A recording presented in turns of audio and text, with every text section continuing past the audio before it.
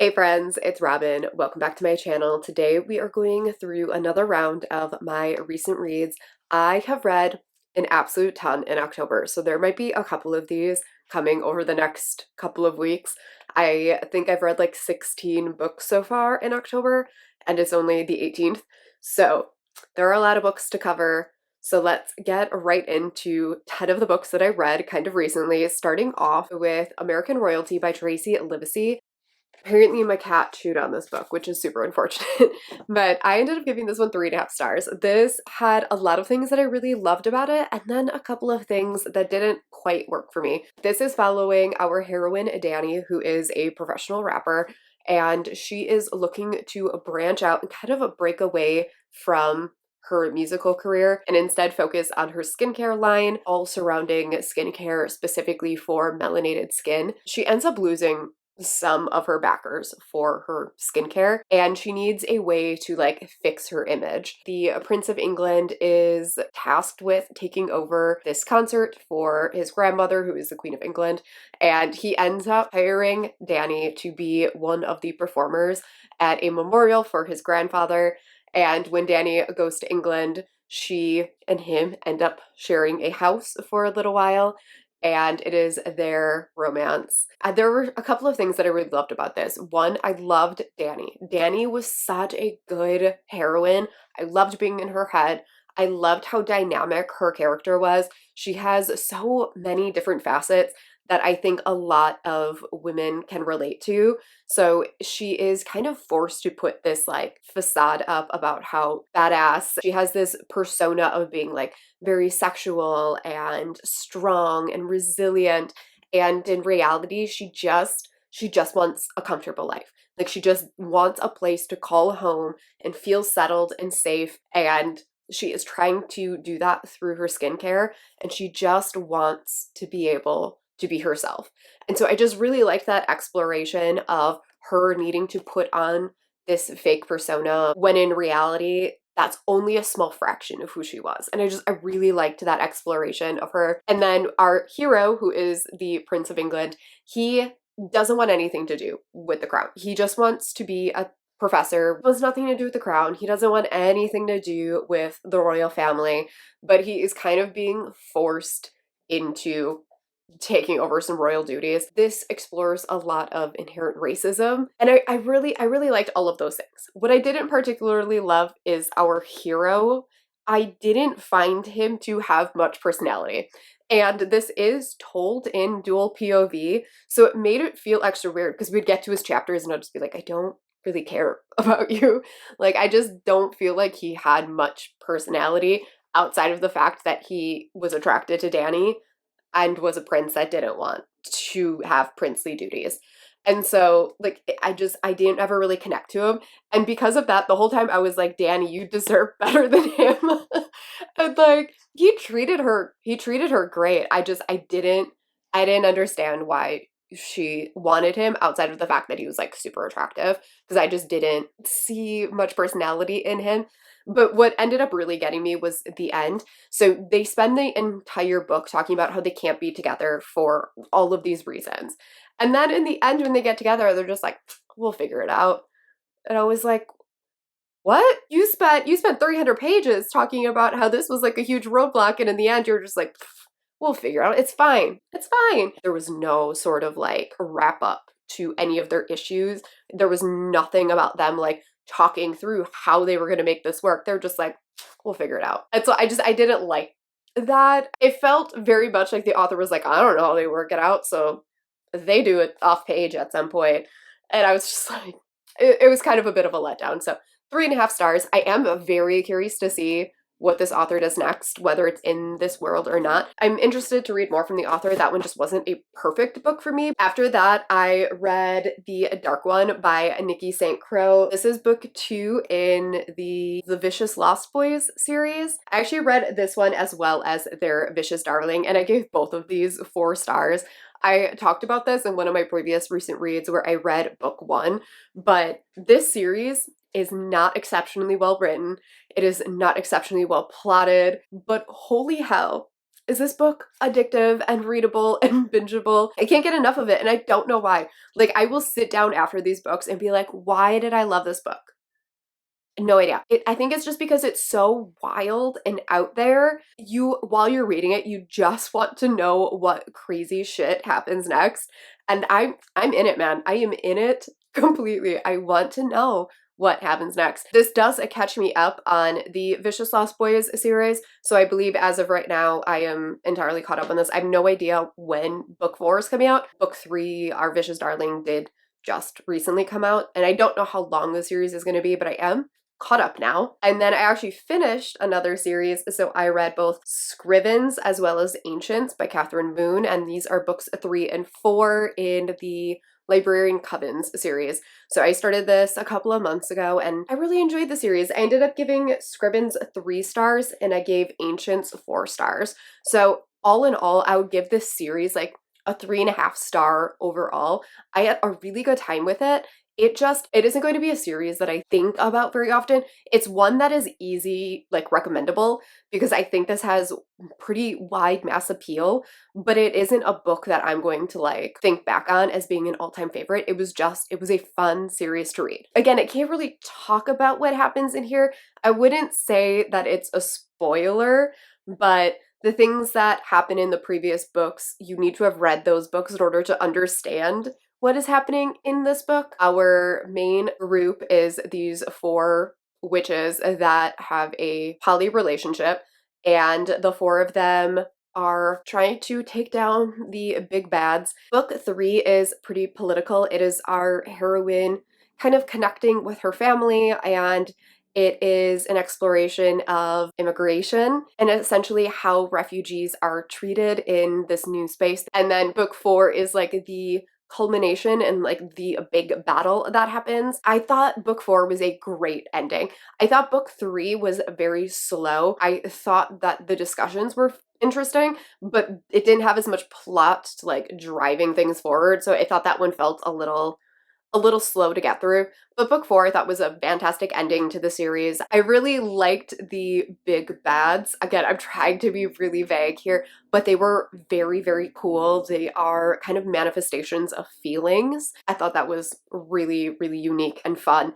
And I liked how they ended up fighting it. I really liked how Catherine Moon tied in stuff from the previous books, like the things that the characters learned in order to defeat these big bads. And I really liked how it all came together. In the end, I really liked the story. This last one got 4 stars, so it was a really fun series overall. If you like magic and witches in an academic setting and poly romances, it's definitely one worth reading. These books are pretty short.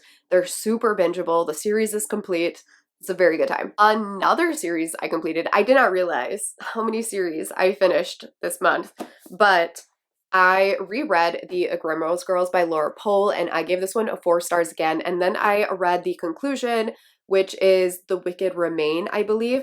And so this is a duology that is completed. I believe book 2 comes out November 1st, if I'm remembering correctly. I ended up giving book 1 4 stars and book 2 3.5 stars.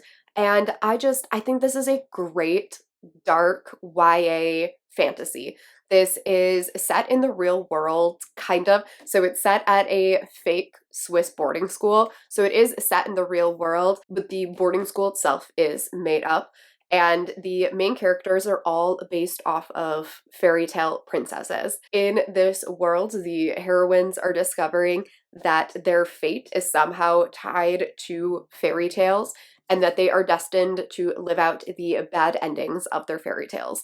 And it is these 4 girls working together to try and figure out how to stop their bad endings from happening and give themselves a happily ever after. One of the things that I absolutely loved about this book is this book is queer as hell.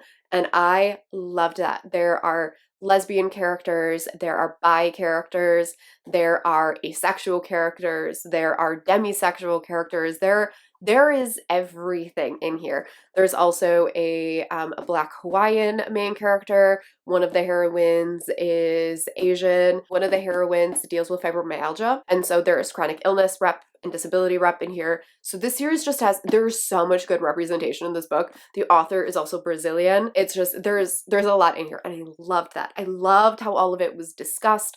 It was on page and written down, like everything is given a name, and I love that. I also loved the friendship and how like messy and difficult it was at times, but how like even when they were at their absolute worst, they all still like fiercely protected each other. And I just thought it was a great exploration of friendship. I talked about this, I think, in my review over on Goodreads for this sequel, but I loved how Laura Pohl explored what a happily ever after means and how that is not the same thing as everyone ending up with a significant other, and how a happily ever after can look different for everyone. And I really liked that. Not every happily ever after means that you end up married in a relationship like that. That should not be the default HEA. And so I really liked that. My one complaint about book two, and the reason it didn't get a higher rating, is I found that the ending, like how everything tied up and how they solved the mystery, it didn't make a ton of sense to me. And it felt very much that she just kind of chose like two random characters that were mentioned at maybe at some point in here. It was like, yep, it's them. And I just, I didn't love that. I didn't love, there was no real way for like, as the reader to like put it all together. It was still a good story overall. Like I said, I liked all of the themes and messages and characters and all of that stuff. So 4 stars to this one, 3.5 to this one. It's a really good series if you like fairy tales and YA fantasy and friendships and all of that. So another new release that I read was Mistakes Were Made by Meryl Wilsner, and this was a sapphic best friends mom romance, and it is so good. I ended up giving this one 3.5 stars, but the premise of this one was absolutely fantastic. This starts off with our heroine, who is a senior in university, and she is kind of drowning her sorrows at a local bar because it is a family weekend and she has a very strained relationship with her family. And she ends up having this one-night stand with this woman who walks into the bar, and directly afterwards, our heroine discovers that the person that she just hooked up with is the parent of somebody at her university. And so they're like, okay, let's just kind of go our separate ways. But the next day, our heroine's best friend asks her to come to breakfast with her so that she can kind of be a buffer between her and her mom, because her and her mom kind of have this somewhat tenuous relationship. And when our heroine shows up, it is the woman that she hooked up with the night before, and the two of them try to kind of just like play it off. They don't tell the best friend what happened. They pretend like they never met each other. What kept this from being an all-time favorite is that I had a hard time with the college age heroine being a really shitty friend. The romance itself was great. I thought their chemistry was fantastic. I really liked their relationship, and I really liked the mom. I really enjoyed the exploration of how a woman can be these very complex characters. And so she is struggling with being a great mother and also trying to do something for herself. Her and her ex-husband have this very strained relationship, and she is trying to figure out how to make herself happy for the first time. And it is her waffling with how do I make myself happy when the things that make me happy might not be child or ex-husband's or best friend's favorite thing. Like, how do I balance my happiness with those that I love's happiness? And I really liked that. But our college age heroine was straight up a shitty friend. Like, she was such a bad friend. She would lie all the time to her best friend's faces. And it was very hard to read sometimes, because you're like, I want to root for you, but you're being a shitty human being. And like, if she had just stepped up and done the right thing and like told her friend what was going on, like a lot of the drama could have been avoided. And that, like I said, I had a hard time with her kind of being a little immature about her friendships. In the end, I ended up liking where this whole story went, and again, the discussions of friendship and family and love and all of those things, which is why I gave it 3.5 stars. I also read Our Last Echoes by Kate Ellis Marshall, which is the, I'm going to say, follow-up to Rules for Vanishing. I did think that These Fleeting Shadows was in the same world. It is not. So I am hoping we get more books in this world because I am very excited to read more of them. They are totally standalone stories. So like you can read this book without having read Rules for Vanishing, but this does reference some characters and things that happened in Rules for Vanishing. And so this is also told in a mixed media format where it is our main character telling her story, and then in between there are interviews and video surveillance and things like that. So it is all our main character in an interview telling somebody else about what happened. How do I want to describe this without spoiling it? Our main character seems to have memories of being on this island and drowning, but she has no memory of actually being here. And she discovers that her mother died on this island. And so she kind of finagles her way into an internship on this island. She is determined to discover what happened to her mother. This island seems to be cursed, and people keep disappearing in mass and dying in mass on this island. She ends up meeting a boy who is working on this island, as well as a girl that shows up at the same time as her, who is the one that tipped her off that this is where her mother died. And it is the three of them working together to try and figure out the island's secrets. It is creepy and ghosty and haunted and super creepy. This series is probably one of the creepiest YA stories that I've ever read. Like this is pretty creepy for YA horror. So I really like this one. I gave this one 4 stars. I'm hoping to get more information on the next book because I really want to know what happens after this one. And then I ended up saving my only 5-star book for last, and that was Loot by Jennifer Thorne. I am kind of obsessed with this book. This is an adult horror novel that takes place on another remote island. This one is set off the coast of England. It is kind of a futuristic world where Russia and the US have teamed forces and have started a third world war. And our heroine is a previous US citizen who is now a member of kind of like the royal family of this island. She is the lady of the house. She ended up marrying this really wealthy guy. And this island seems to be protected from everything.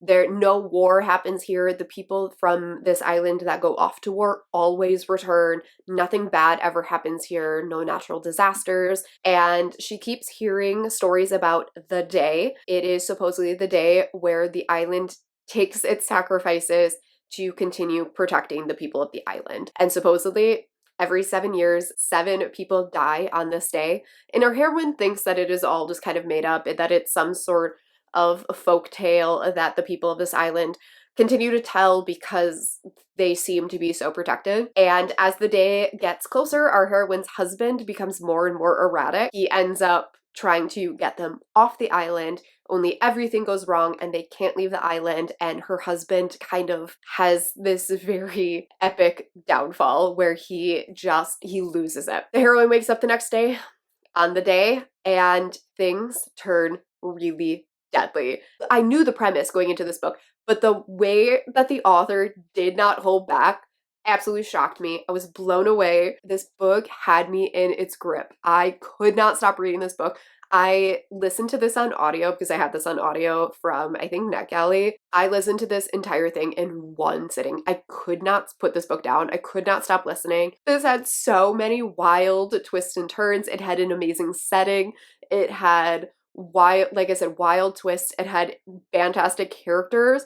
The whole book is told from our heroine's POV, and being in her head because she doesn't know anything about this island made it feel extra scary because she never knew what was coming next. And like, I need to get a physical copy of this because I want it sitting on my shelves because I loved it so much. I highly recommend this one.